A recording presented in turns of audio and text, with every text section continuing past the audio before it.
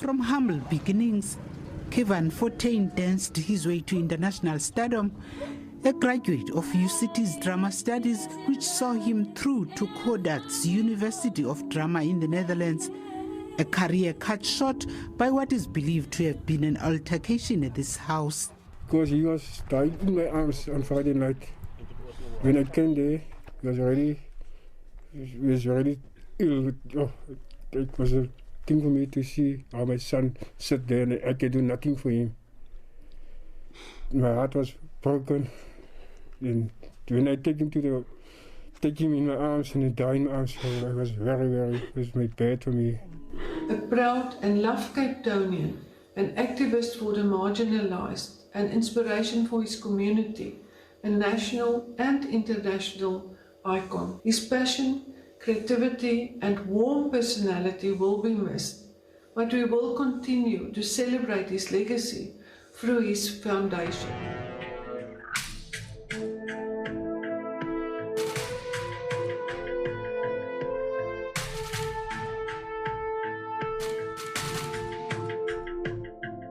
Hi everyone, welcome back to my channel, and thank you very much for joining me here again today. Last week we spoke about the case of Jasmine Lee Pretorius, where absolutely horrific things happened to her by someone that she thought that she could trust. But today's case still doesn't get any better. And today we're going to talk about someone who came from very humble beginnings, who really worked his way to the top, and how he really tried to bring so much back to the community that he grew up in. And this case really reminds us how a split-second decision can change an entire family's life forever. But with that being said, let's get into today's case.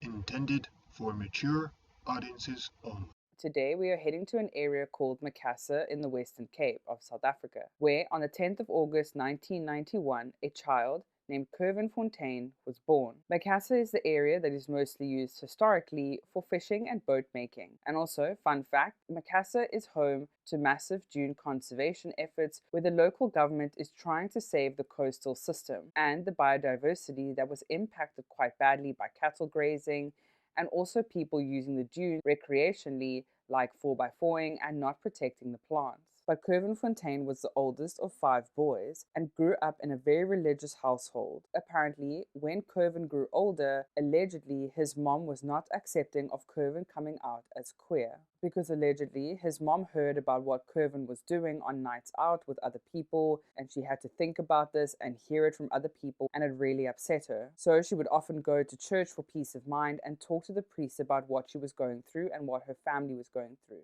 The priest told her to love Kirvan no matter what, as this is her son, and slowly Kirvan's mom accepted Kirvan for who he was and loved him endlessly for who he was, and they became very close. As Kirvan started growing up, his passion for dance really grew, and he joined the Field Band Foundation in Macassar.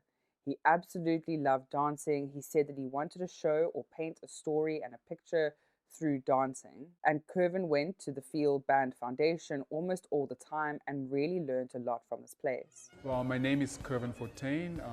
Just turned 25 1 week ago. I'm from Macassar. Well, I'm a dancer / choreographer.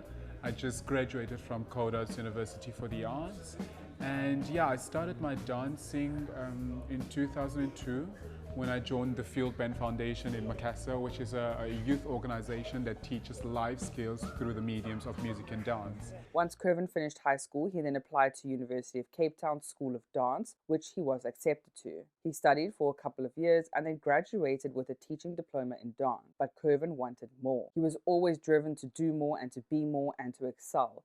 So he reapplied to UCT and eventually would graduate with an honors in dance choreography. And then I auditioned for UCT and I got in with no training. With no formal training, I got into the school. And then after UCT, I always knew that I needed more. I knew that Cape Town or South Africa was not going to serve me in the way that I felt that I needed to be served as a performer, as a creative body. Luckily for me, in my last year, I traveled to Amsterdam with my school, and we were performing at the ITS Festival, and we were sharing a night with Kodak, so it was a double bill. And then we were performing right before Kodak, and then after the ballet class that we did, one of the teachers came to me And she was like, you need to come to code arts. And I was like, who's this crazy lady? And what is code arts? I don't know code arts. What is this? And she's like, you'll find out tonight. So I watched them perform, and immediately I knew. I was like, yeah, this is it. This is what I have to do. This is my next step. I toured all over Europe. We were in Italy. We were in Switzerland. I went to Poland, to Belgium. It was so beautiful. So Kirvan would now move between the Netherlands and South Africa, where he would now reside. And it really shows what hard work and determination can do. And he managed to achieve all of this by the age of 25. Kirvan Fortuin was never formally trained before going to UCT. He got everywhere based on raw talent and his determination to achieve. But Kirvan absolutely loved home. He loved South Africa. He loved everything that it was about.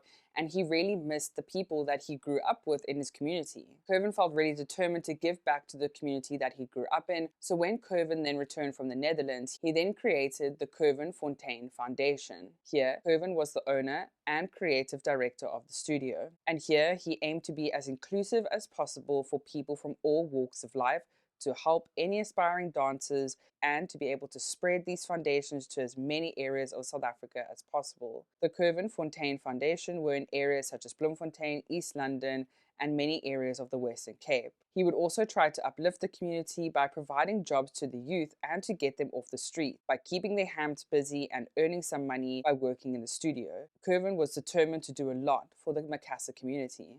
Kirvan's foundation also hosted many balls and many other activities to help raise awareness for the LGBTQ+ community, as well as providing a safe place for people to be. And speaking of balls and glamorous dances, Kirvan was one of the first people to create a place called Le Cap, which was a place where balls would be held in South Africa and was one of the first places. Kirvan would describe it as a place to have many balls, fashion runways, and a place of safety and community for his friends and for many people who needed shelter. Kirvan said himself, quote, "It's not about the voguing.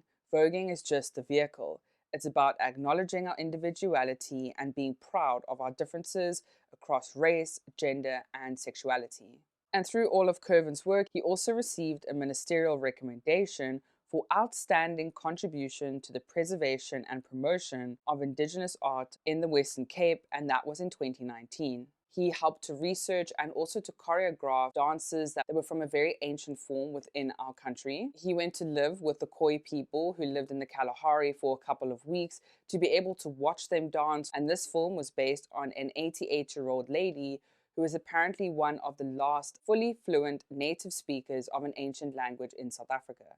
And Kirvan spent a lot of time really trying to deep dive and to understand this culture through dance. Then in 2020, Kirvan's first ever Vogue Ball was held at Le Cap, raising over 10,000 Rand for food vouchers, AIDS foundations, and ensuring those who are transitioning will also get the medication they need during lockdown. So Kirvan Fortuin was clearly a very inspiring individual who had so much going for him. He did so much for the community that he grew up in, and he was trying to make the world a better place, one choreographed step at a time. And he really tried to help everybody that he could. So if we fast forward a little bit to June of 2020, in Macassar was a house party. Someone was throwing a house party. Kirvan, all his friends were invited, amongst other people that Kirvan didn't even know. But like I said, Cape Town and its surrounds is a very small place, and someone always knows someone, and sometimes these somebodies will meet. But before we get too far ahead of this, attending this house party was a 14, 15-year-old girl.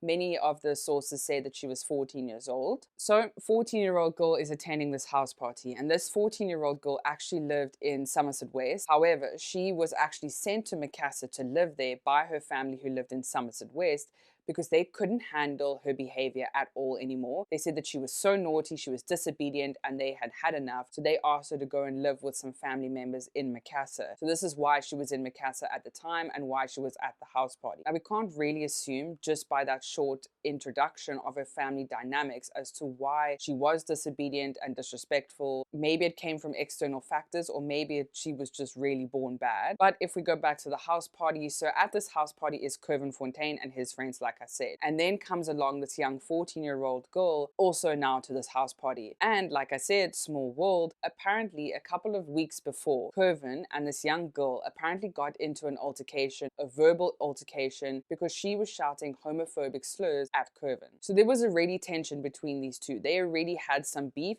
that was going on. These two now notice each other at the house party. They see each other. They don't really acknowledge each other because they don't like each other. But this young 14-year-old girl then goes off with an older gentleman.